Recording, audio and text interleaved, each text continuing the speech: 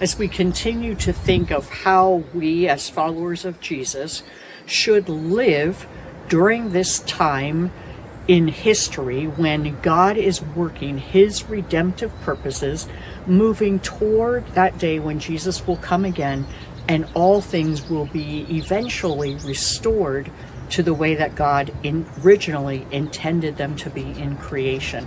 We're thinking about how can we cooperate with God's redemptive purposes. In Romans 12 and verse 15, Paul writes these words, "Rejoice with those who rejoice and weep with those who weep."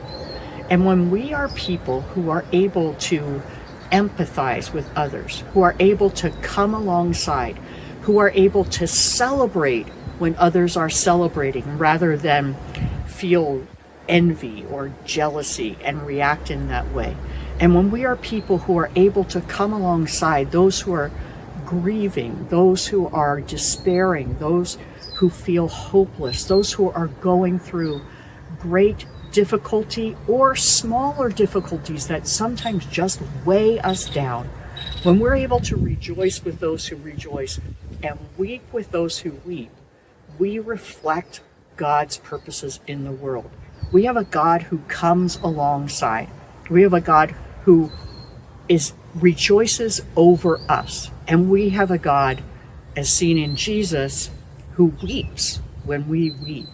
So I would encourage you today, I would encourage me today to be thinking, first of all, am I aware enough of the people around me to know who's rejoicing and who's weeping? Do I have relationships with people where we share lives with one another?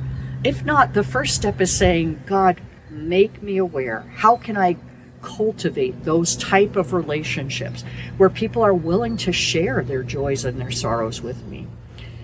And if we have those relationships, but we tend to, in our busyness, hold ourselves above the emotions of others, to feel like, I can't get involved in that, I just don't have the time, I would encourage us to pray and ask God to soften our hearts, to give us his eyes, his ears, his hands and feet, so that when we see those who are rejoicing, we'll step in and rejoice with them. And when we see those who are weeping, we'll kneel down beside them and weep and pray with them. When we do that, we are demonstrating the character of God, but we are also cooperating with the Holy Spirit as he works God's redemptive purposes in the world.